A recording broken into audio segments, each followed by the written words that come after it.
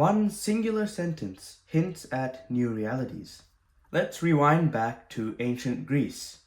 You have this one guy in 300 BC named Euclid who's writing a massive book that summarizes all of mathematics known to the ancient Greeks at the time. This book was called The Elements.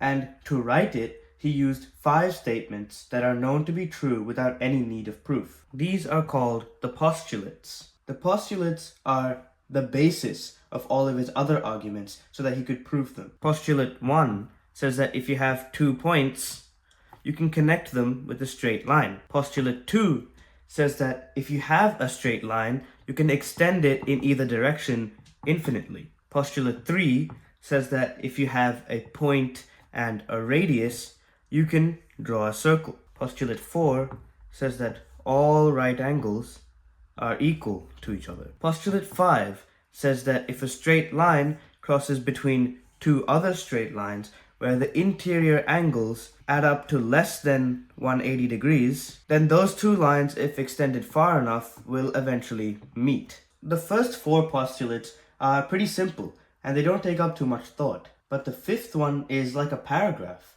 and we're supposed to assume that this is true. Now, this postulate caused a lot of controversy at the time, even with Euclid himself, which is why he tried not to use it as much as he could in the Elements. Let's simplify this postulate a little bit. It's essentially saying that for any line with a point above it, there can only ever be one line that can be drawn through that point that's parallel to the first line, meaning that there are no intersections with the first line.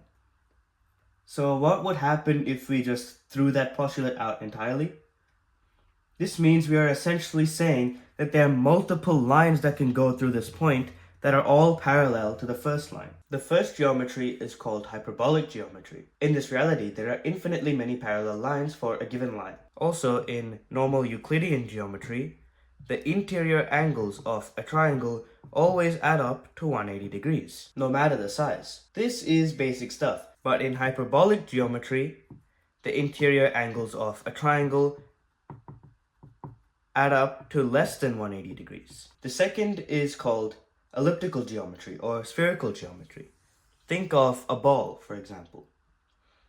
This is essentially saying that there are never really any parallel lines, as all the lines will eventually meet. Think about the longitude and latitude of the Earth, for example. Also, on a sphere, the interior angles of a triangle add up to more than 180 degrees. So depending on what surface we are working on, there's a different set of rules that the reality has to follow.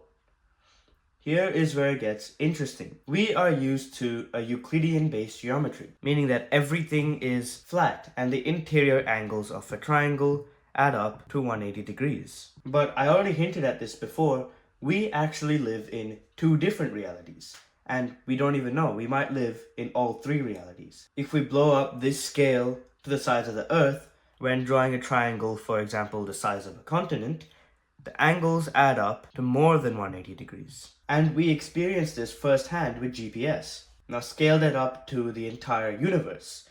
We don't know if our universe is flat, hyperbolic, or elliptical because we are too small, and there's no way to prove it. So the takeaway is that for 2,000 years, one assumption of parallel lines in an ancient book was challenged to find out. So the takeaway is that for 2,000 years, one assumption of parallel lines in an ancient book was challenged to find out 2 completely different realities that our universe could actually be in, with no way to prove it ourselves.